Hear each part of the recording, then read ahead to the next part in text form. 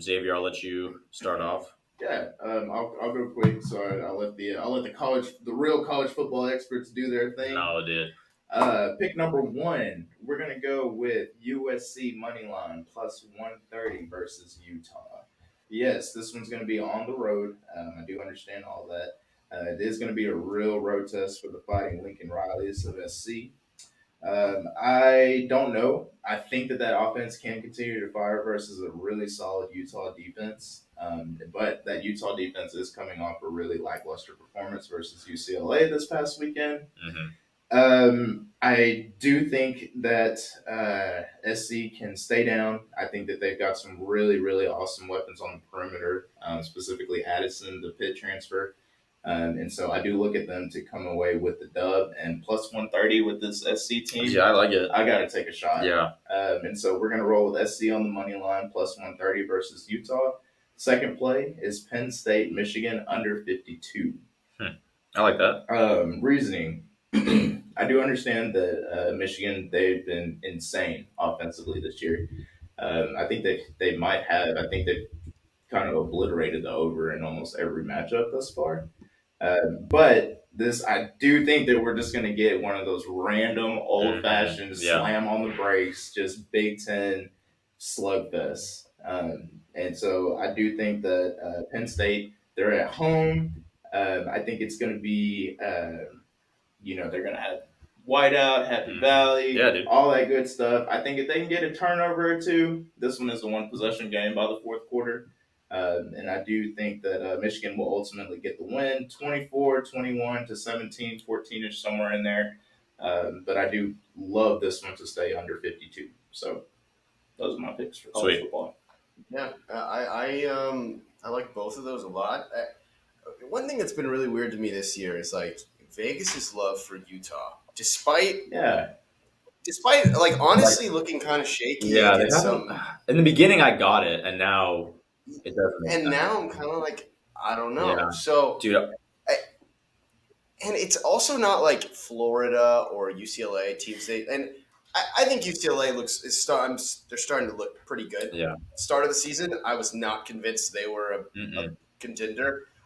They've started looking better of late, but like it's not like Florida's a world beater. Losing to Florida early, to me, like should have impacted how Vegas feels about Utah, but it really hasn't. And while USC, I feel like is still partly untested in terms of like who have they really played. Yeah, I think if you can get plus money on USC, you have to take it. I think so. I agree, man. I think that's like the only game they really looked shaky was Oregon State. Oregon State. Yeah, which we kind of thought would happen, but I thought they feel like, to me, I feel like they are getting better and they're clicking as a team. I don't think I don't think they're playing down to their. I think they're just clicking. I think they're starting to click. I think USC UCLA is going to be so good this year. It's going to be like first time in like a long time that's actually going to be like a fun game to watch. So I'm excited for that personally. But yeah, dude, I love it. So my knee jerk OU is garbage. Not even a knee jerk. Yeah, they suck. I don't think Texas is that good. I think they're better than they were last year. Ewers does have some form of dog in him. I like that guy, but he also had some sussy passes. Okay. Like I even talked to some of my friends who went to UT and they were at the game. They were like, "Oh, he's not that good." Like I'm thinking like this dude's balling out, and they were like, "Oh, he had this pass, this pass, this pass." So I went back and watched some, and he did have some like kind of sus passes that could have been intercepted. He's coming off an injury, so I will say though he does have a form of a dog in him. Is he a true freshman? Redshirt Chihuahua. Yeah, Chihuahua. He might have a little Chihuahua. We'll see when he plays a real team like Kansas. I don't even know. Like any of the they haven't even played like any of the real Big 12 teams yet. So we'll see. TCU, Kansas. I can't believe those words are coming out of my mouth. It's such a wild Twilight Zone. Oklahoma State, Baylor, like Kansas State. Again, some of these teams perplexing that they're coming out of my mouth, but I'm interested to see. The Big 12 is open, dude. It's very interesting to see. I'm saying fade OU at all costs. fade them at all costs. Well, and we'll see if Vegas Catches on.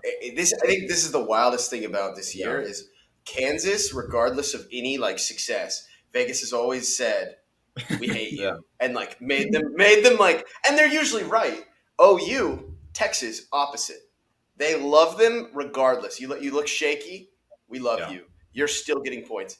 Seeing Kansas, the Kansas line against OU, I mean, and we'll get into that soon, but it's so weird. They're finally catching on. They need 5 weeks just to learn something that we've known for maybe a little bit.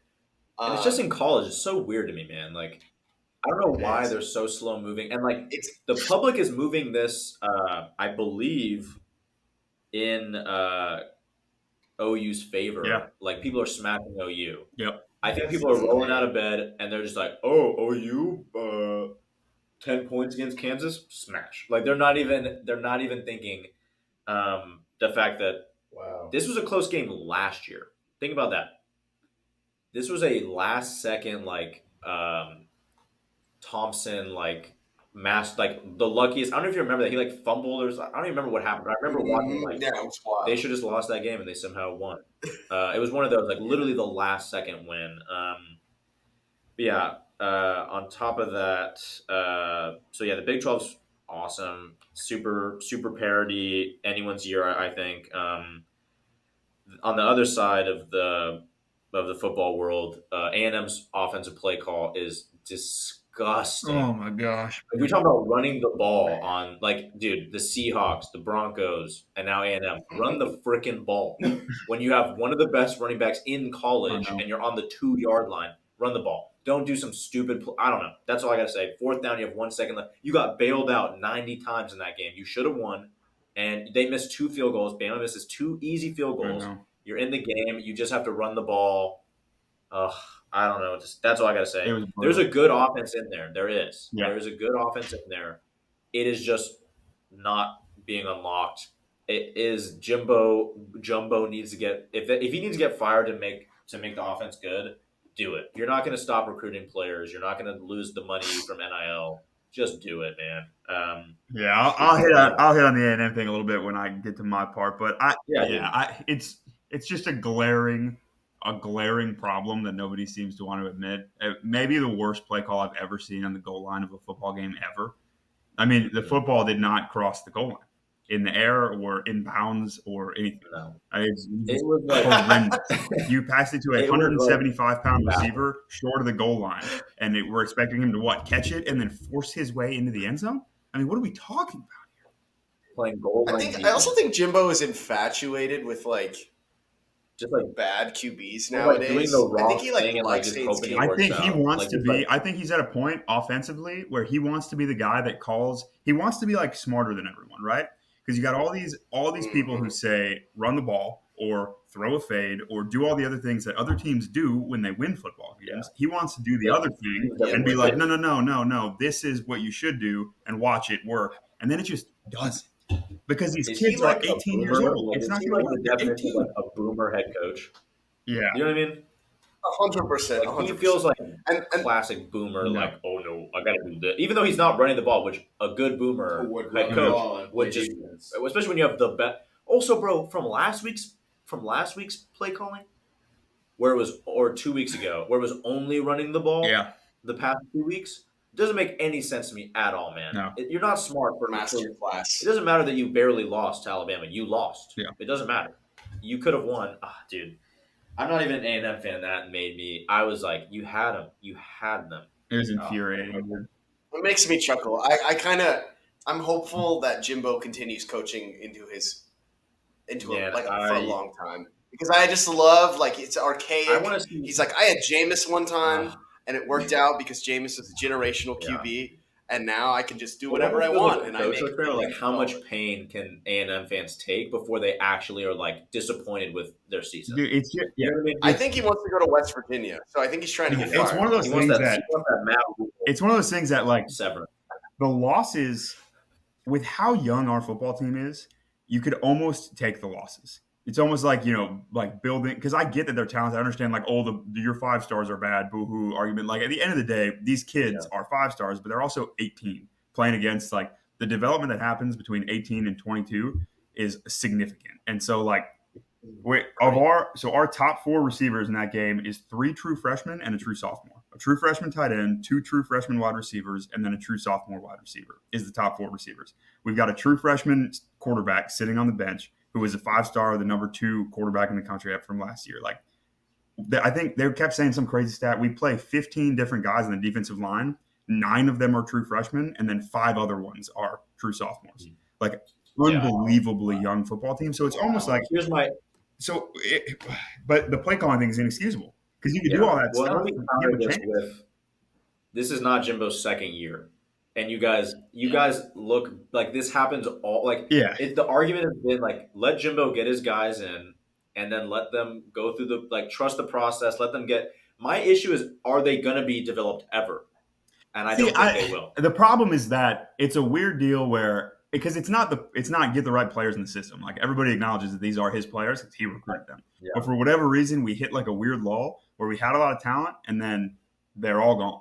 And like, we don't, for whatever reason, we didn't figure out how to have like a steady flow so that when guys, like they do at Alabama every year or Georgia, where, when 20 guys go to the draft, you've got like sophomores and juniors and seniors now who step into those positions. We just lost a bunch of guys to the draft and it's a bunch of true freshmen all of a sudden. Yeah, I don't know. Do they transfer? I don't know what happens. Yeah. They're top 10 classes every year. Do guys even transfer? Like, I genuinely don't know. Yeah, I'm unfamiliar with their game. I don't know. I actually don't know what happened to these guys. I don't know what happened to the sophomore and junior class either. I mean, a lot of transfers. I feel like guys like Ricky Steele Jones Jr. or whatever the frick his name is. He played for 9 years. So I'm like, at the same time, I'm like, they have guys who won't die. Yeah. Or like Tannehill played for like 6 years. So like. You always have these like couple of guys who won't die and they won't leave, and then you have everyone else as a baby. Yeah, I don't know. Like, how does it happen? It makes no sense. But it is as simple as we just need an offensive coordinator. We just need an offensive coordinator. Oh yeah. This team next year, same talent, offensive coordinator. There's like no other missing. Let me tell you his name, Adam. Jake Spavital. Sure. I don't. Wow, actually, Jake Spavital makes your offense look good. Like he'd actually be a big upgrade. Oh, he was the guy who like was after Johnny at A&M and like kind of stuck ass. But he'd be an upgrade to Jimbo. Dude, so Matt Rule's on the market now. OC. I do not want him as a head coach. Negative. No. Offensive coordinator. Negative. He has negative offensive. You don't want him. B.O.B.'s coming. I promise you this. I promise you. Bill O'Brien's coming. Dude, no. To your team, and you're going to have to watch it happen. I don't even want to. I'm an EMU fan. We can move on to Eastern Michigan. Yeah, that's cool. Yeah. My next point. Respect. My next point, very simple. I F with Tennessee. I said it. Me too, bro. I've been saying it. All right. Yeah. Hendon Hooker. Marion Foster, Tennessee. I F with them. That's all I got to say. Yep. DTR and UCLA are legit. Mm-hmm. They're very fun to watch. That's it. Again, simple. And then, this is a really fascinating statistic. So, Marcus Freeman, 0-3 before converting to Catholicism, 3-0 after converting to Catholicism as the head coach of the biggest Catholic university in the world. Is that a coincidence? Is that sacrilegious? It can't be a coincidence. So at first, I thought it was. So when they were 0-3, and then the headline came out that he converted to Catholicism, I literally thought to myself, how funny would it be? Wow, they were going to fire him. And he said, I'm Catholic. That bought him 6 more games. And now he's winning, but it's like, dude, I don't know, man. You can't lose to Marshall and not be Catholic. You are fired. Otherwise, they sat him down. They said, "Look, man, there's 2 ways this can go. You lost to Marshall. There's 2 things that can happen now. A, you convert to Catholicism. B, you're fired.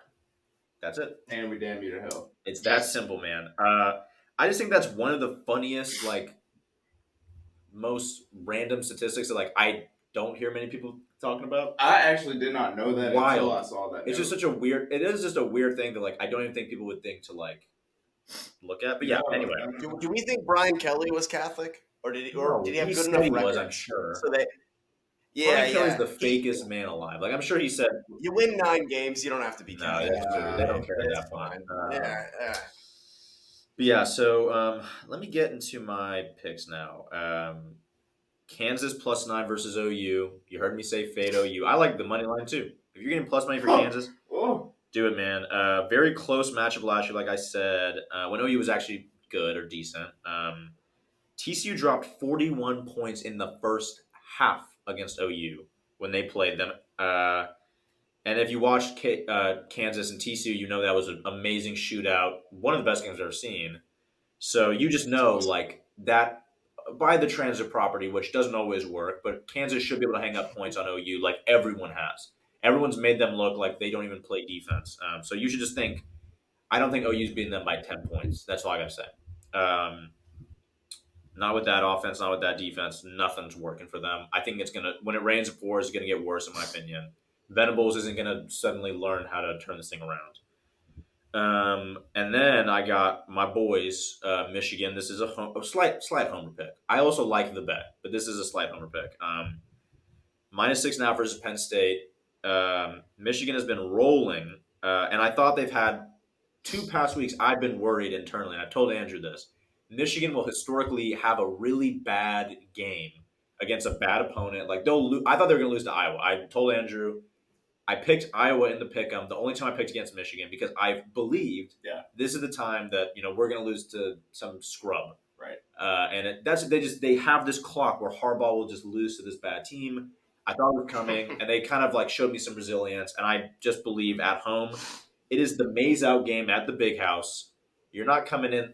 The crowd's going to be crazy. You're not coming in, and you're not coming in and winning. That's what I just wanted to say. I wanted to correct myself earlier because before you said that, I did say that Penn State was at home in this one, and this is an away game. It is, yeah, it's like the biggest. There. It's like the equivalent of the white out of Penn State. Yeah. So like everyone's been wearing that ugly yellow, which is one thing, but also like the fans are going to go crazy. It's at the big house. They're not going to lose, and I think they win by at least a touchdown. So yeah, I like it. those are my picks. We can go Michigan and Kansas this week. Let's do it. I like that. So okay, Jacob. I didn't realize they had a maize out game. They do. Maize is another word for corn.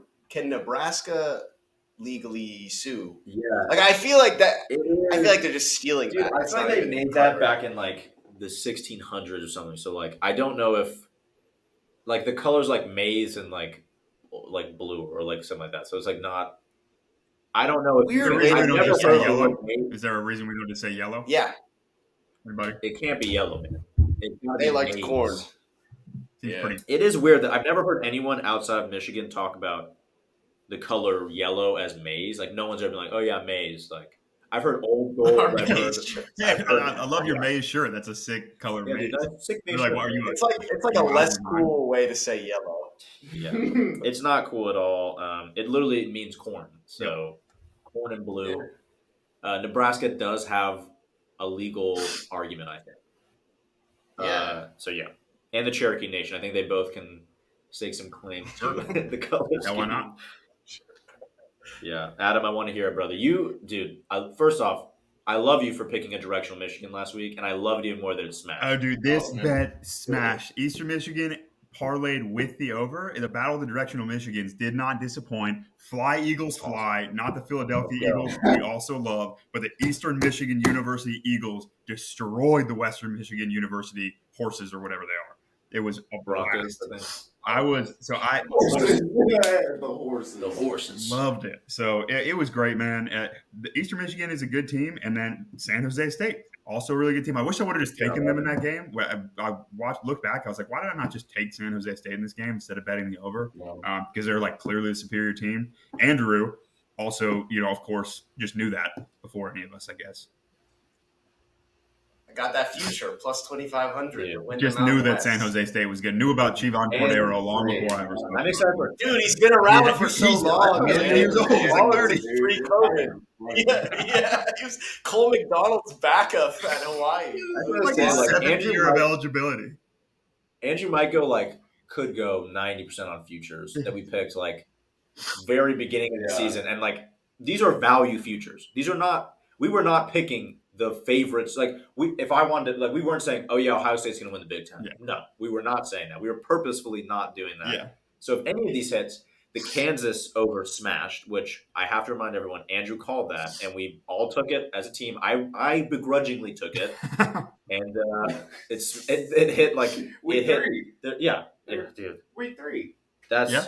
crazy. Andrew, again, return of the king. We're glad to have you back. Yeah, I mean, it's just a whole nother level. I'm over here, like, just researching the Eastern Michigan Eagles and Chivon Cordero at the San Jose State, like, the night before, and Andrew's known about it for months. But so those both smashed. I had a blast betting those two conferences this past week.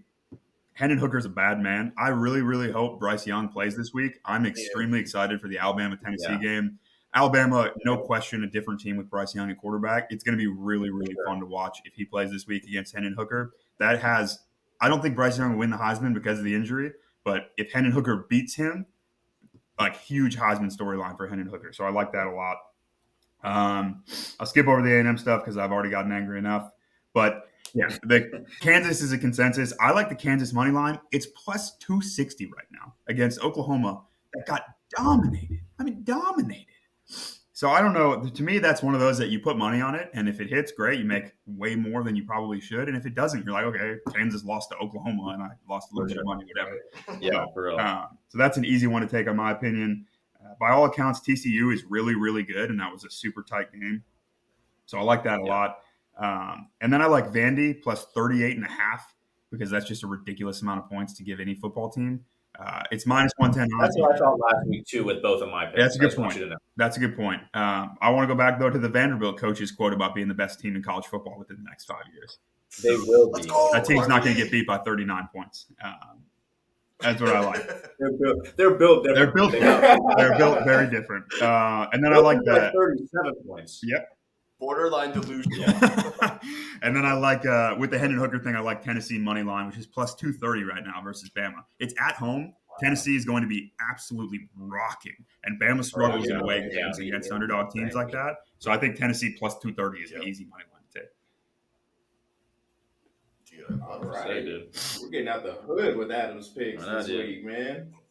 I love it. That's awesome. Tennessee's crazy, man. Like, to think that people. Okay, so Josh Heupel at his last 2 jobs, the fans of those teams wanted him out. Like, he was going to get fired, and he failed upwards into Tennessee, where he got all these sexy transfers in, and now they just look incredible. And I've never it's so convincing. Like, they are such a convincing team when you watch them. Like, that Pitt game was a banger. All their games have been bangers. Hendon Hooker is just insane. I have with them. But do you feel weird? Because every year, everyone, the media, fake F's with Tennessee. And you're like, okay, I know that's not true. And they lose to Georgia State. And you're like, I knew it. Right. This year, it just feels different. And it's just, they're actually doing what they're supposed to. They're blowing out bad teams. They're beating good teams. Yeah. And it actually feels like they could beat Bama. I don't want to say that. I think this is the first time they have a fake rivalry where they think it's a rivalry and Bama's we own you. Yeah. It's like that Joel Embiid meme. It's this ain't a rivalry. They always beat our ass, which I sent to Adam in fantasy because I always beat him. That's true. That's a fact. But it is one of those rivalries. Tennessee's oh yeah, Bama's our rival, and Bama's we don't care about you, little bro. But this year it feels like if I was Alabama, I'd be oh Lord. It's almost like OU and Baylor were Baylor would think OU's a rival. OU's no, you're not, bro. Yeah. But the moment Baylor gets good, OU's row. Yeah. You never want that to happen. Same with UT and Baylor. It's just or UT and TCU. You never want those teams that you've always just nuggied to actually be oh man, they could whoop us this year. Yeah. I was going to say, just real quick, just to keep harping on Tennessee, man, that I was so impressed by their offense. And, I mean, I think they're right now, I think, and anybody feel free to jump in and correct me, I think they're operating at the highest clip as far as snap count in the nation this year. And I believe you. The way that they were able to go, but then in the fourth quarter, when they had the lead and they just needed to run clock, they were able to almost immediately just hit the brakes, continue to run their offense, but at they were eating the entire 30-second play clock and then running a play and still getting positive yards. Like they didn't have to keep going full throttle like you see some of these teams do. And so I was just really impressed by how they were able to get in and out of their tempo. Yeah. This Tennessee offense is scary. Like it really is. Yeah. It is. Yeah. And that's the only thing Heupel was good at his past jobs. And it's just like with the talent he's just amassed, it's just a wrecking ball. It's very exciting. scary. Yeah, it's going to be a great game. Can't wait. Yeah. All right, Andrew, let's hear it, brother. Well, okay. It's a great segue. It's a fantastic segue because I had this dream the other day, and it's alive. It came to me. It's like source. It came to me in the dream. And it's alive. And we haven't discussed this in the past, but I was just thinking about it, and I was like, wow, this could happen. And it's like more than legitimate. Like it's realistic. We could have an all-orange team college football playoff. We got Clemson 6-0, Syracuse 6-0, 5-0, Tennessee 5-0, Oklahoma State 5-0, Illinois 5-1, and they look pretty good. Like their loss is pretty fluky. Yeah. Texas 4-2. I don't want them to be a part of it. But they did just blow out Oklahoma. So all-orange team playoff. Now here's what I'm saying right here. We ask our bookies to do all orange team playoff odds. I don't know what it is. It's got to pay pretty well though. And I'm like just a massive fan. So I'm going to be rooting for this the rest of the year. I don't really want an orange team to lose from now on, except Texas. Texas could lose. Well, they're not. That's fine. They're not a part of the dream. They're brown. They weren't in the dream. I just remembered they were orange, and I was like, might as well include them. Is this your version of I have a dream speech? Like you're like. I think the breaking news is that all of Andrew's picks now just come from his dreams. Like this whole time, he was 9-1 through 3 weeks based on his own dreams. I mean, hey, could be worse.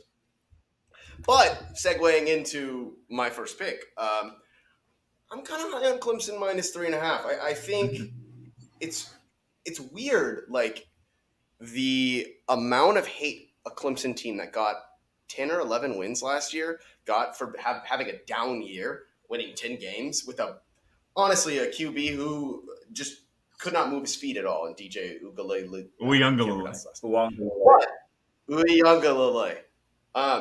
The thing about DJ though is he's actually looked pretty good of recent. Yes. Like that Wake Forest game, he was moving his feet. I think there's a lot of truth to what Davo said. Well, it's funny you said that because DJ's actually in the waiting room of the podcast right now. Not really, but he will. We're gonna bring him on. We're gonna ask him about Bojang. He stopped eating so much Bojangles. I will do that. Yeah. He lost like 30 pounds. He said all he ate last year was Bojangles. Dude, I can't blame the man. What else is there to eat in wherever? I don't know, dude. Bojangles is Alabama. We're probably never gonna get a sponsorship of Bojangles. Yeah. It's not that good. Bojangles not that good. Dude, we stopped. I guess it was Alabama or somewhere. Correct me. Do they have Bojangles in the Carolinas? It's a Carolina thing. Bojangles is Carolina. Okay. Yeah. So we stopped at Bojangles, and I thought sounds funny. Mr. Bojangles is a song I like, so I was like, oh, gotta be good. Probably the worst food I've ever eaten. It's not good. It's not good. What is it's like fried chicken. It's really like average. Imagine like Raising Cane's, if they took the chicken, it was served by Raising Cane's, but then after it was served by Raising Cane's, they left it in the sun for like 8 to 10 days, and then you would eat it, and it just dried out. My wife pronounces it Bojangles. It's hilarious. It's like if you let canes sit in your fridge. You know when you can't reheat canes. I don't know if you guys know. It's like if you let canes sit and it gets kind of soggy, and then someone dropped it on the floor before starting and rolled it around. Wow. Yeah. All right, so say goodbye to the Bojangles. Yeah, it's not going to happen, but I don't want one anyways because it's gross. With an ad. This is actually all right. Raising Canes to let us come through. Listen to this. Yeah, we love canes. Bojangles is way worse than canes. Yeah. Okay. But yeah, on that note, DJ's been looking great. Defense, okay. And here's the other thing that I think is just so interesting. We were talking about how OU just gets dunked on. Defense all year. They literally hired the supposed mastermind of the Clemson defense, who like, I mean, literally incredible. Yeah. Clemson's defense the last 5 years has Yeah. been I mean, they held right Georgia there to with like any 10 other points team. last year. Mm-hmm. Yeah, the championship Yeah. Georgia team. So it's crazy to think that he's going to OU and just still getting dunked on, but maybe that's the curse of just being OU. The Clemson defense hasn't really slowed down under Dabo. It's been pretty similar. I think if no one's noticed, and I don't know how y'all feel about Dabo, I don't know how the listeners feel about Dabo, but if you don't consider Dabo a top 3 college football, top 2 college football coach, like right under Saban, I don't know where you've been in the last 10 years. Like winning at Clemson, winning multiple championships, going to the playoff 6 times. It's stupid. It's crazy. So it's like the fact that people were losing faith, thought the wheels were falling off last year, I think it's a little ridiculous. I know the ACC hasn't been the strongest, but he's a good coach. So FSU also seems like a solid football team this year. Does not appear to be in that same tier of even Wake Forest. I think it's still a tier or 2 below Clemson and Wake Forest. And we watched Clemson and Wake go toe to toe a few weeks ago, and we frankly watched Wake Forest kind of manhandle FSU on both sides of the ball a few weeks ago. And I mean, that was one of my bets. I think one of my miscellaneous was Wake Forest money line. I think Wake's good. I don't. Wake's really good. Wake, dude, they're solid. Sam Hartman's. Yeah. So I mean, in my opinion, 3.5 is not enough points. For I think the line should be closer to 10. Yeah. So that's why I'm smashing Clemson. They could prove me wrong. I know it is at FSU, so I mean maybe that plays a part. But at the same time, this is an FSU team that played close with LSU. They played close with Louisville, who are just not that impressive. All pretty and I think Clemson's at another level. Yeah. So I expect Clemson to cover that 3.5. Cool. And then for my second pick, it's a Mississippi State over 6.5 first quarter. Mississippi State's awesome. I mean, I love it. Mike Leach is crazy. That feels like the college, the child's college tuition bet of the week. That feels like that feels like it's matched to me, man. That sounds awesome. I love. Okay, so it's bad, and maybe it's just me as a Gen Z, the instant gratification thing. But I love a good first quarter team over because it can end in the first play of the game. You're right. You're absolutely right.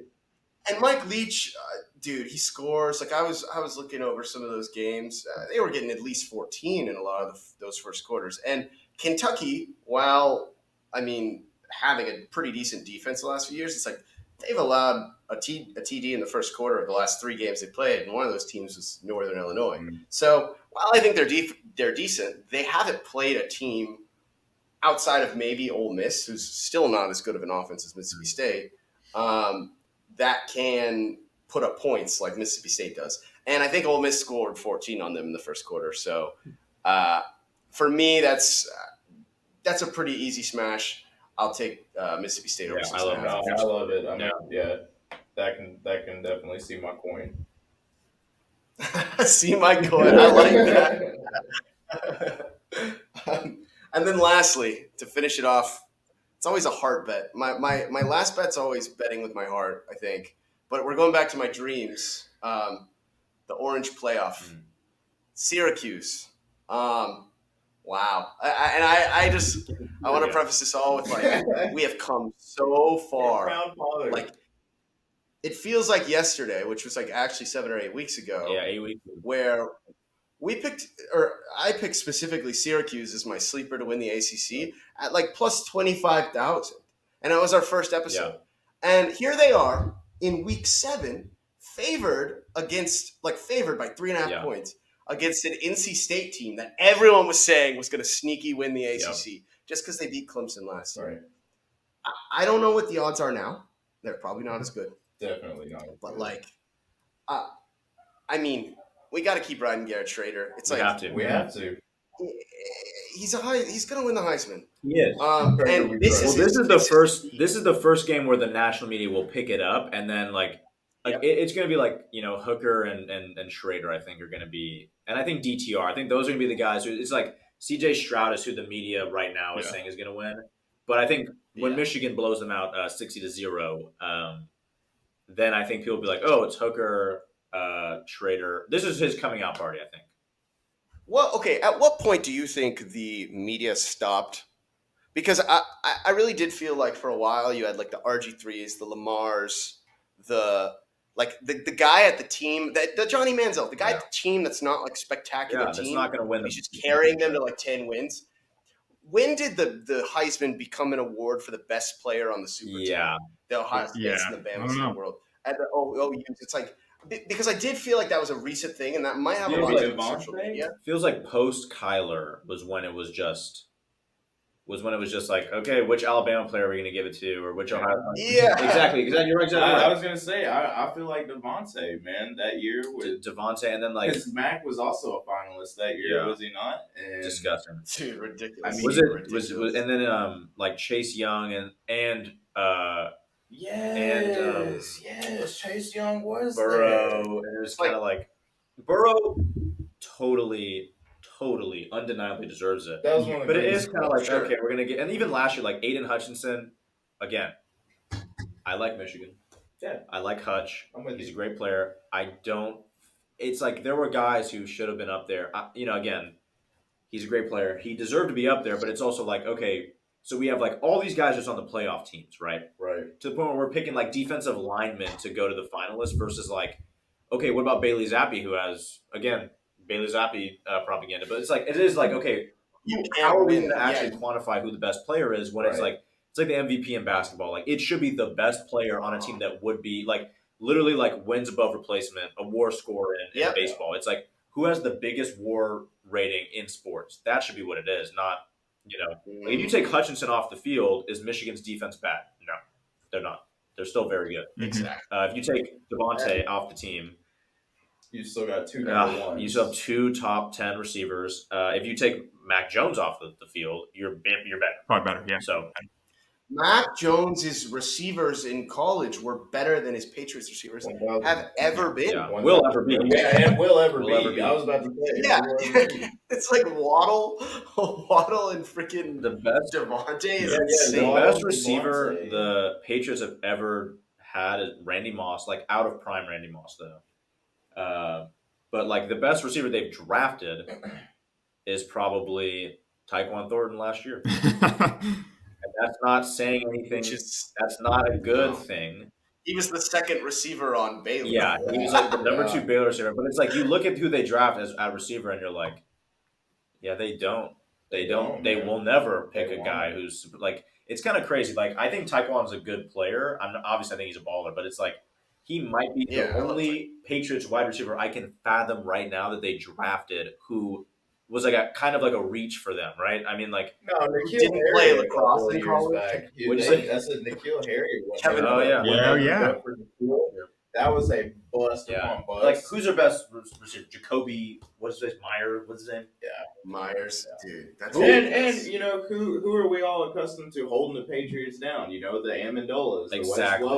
The dudes who played lacrosse and for sure lacrosse in college, like happy sack. You can just say it. You can just say white people. Just say white people. No, actually lacrosse players. Deceptively fast. I love all my mulatto brothers, man. I love them all. But yeah, bro, like literally, who was the guy who literally played? What was it, Hogan? He actually Kevin Hogan, bro. Lacrosse god. He literally was a lacrosse player, and Bill Belichick was like, "Yep, yeah, you're gonna play wide receiver on the Patriots." I don't know. And it worked. Sprinkle a little Antonio Brown in there. Oh, yeah. Wait, was Antonio Brown the Patriots? Oh, yeah. For like a game. I totally forgot. For like a game. Dude, Cam, though, bro. Wild. He was so good. I'm not saying COVID made him bad. Before he got COVID, though, bro, he was on my fantasy team that year.